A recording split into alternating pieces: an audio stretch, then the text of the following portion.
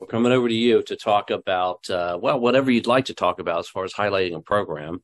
Sure, Uh, sure. So, Referenced several times here.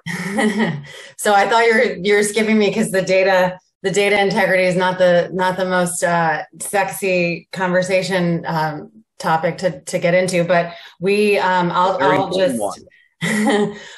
but just a few points to add. So we have really a prioritization on that data quality and on the integrity of the data. And we've been working in earnest on that for several years through our US core data for interoperability, which we believe has been one of our more successful programs to date, just in the sense that it's established that minimum data set for the healthcare delivery system.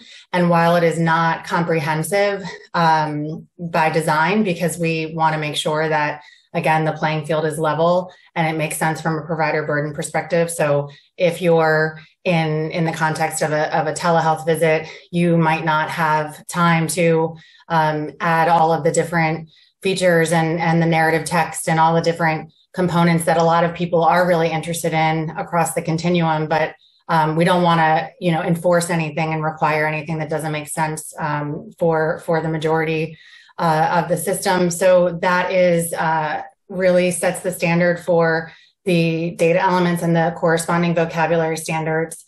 It's agnostic to format, which is really helpful.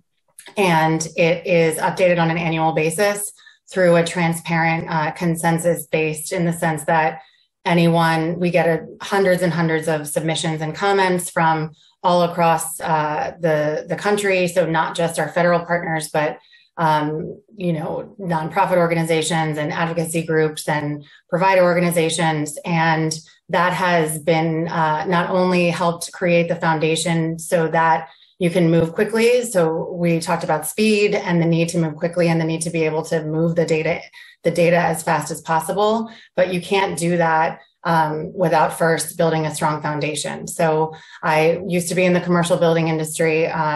And I had colleagues who had been around for decades who built, the largest skyscrapers in the world. And they always said, you can't build a skyscraper on a pile of sand. It's cliche, but I think it holds true in healthcare. And I think about it all the time when I am trying to encourage people to care about the semantics of a data element. But that has also led to an extension of that program to make sure that where we need to be more thoughtful and more expansive in what we're covering and the use cases and the problems that we're trying to solve through data, we're doing that in conjunction with our federal partners through something called USCDI Plus. And that's going to allow us to get into more of the granular needs specific to lab interoperability, health equity and risk drivers, which is huge for the VA and really for all patient populations across the country. And there's a number of other subsets that there's lots of information on our website you can go check out. And all of this, just some real life examples of how things have played out in the course of the pandemic.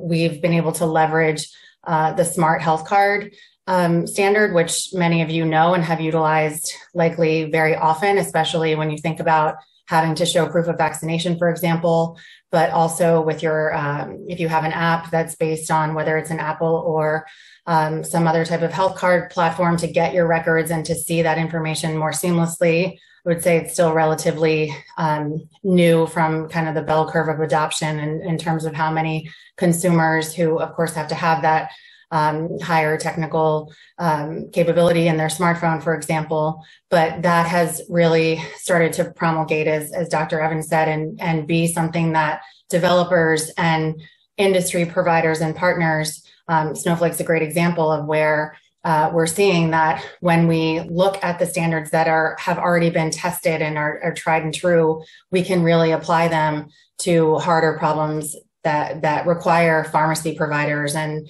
other non-traditional health IT actors to leverage those standards to move large amounts of data accurately, securely, and quickly.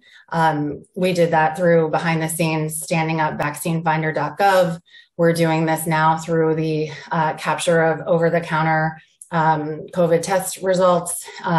These are the things that people wouldn't know about necessarily because they're not headline news per se, And then hopefully we'll be extending some of those successes to programs with partners like NIH, ASPR, of course, with CDC, FDA, and others, just to leverage and make sure that anyone, whether it's the rise of the number of telehealth visits and how to make sure that that information is captured properly, or continued and expanded interoperability of networks. And some of you might be hearing more about this and have strong opinions about it, but the Trusted Exchange Framework and Common Agreement is another success from this year in terms of the draft requirements being published and made public for all different types of developers, including core infrastructure providers and companies, to really be at the table to start to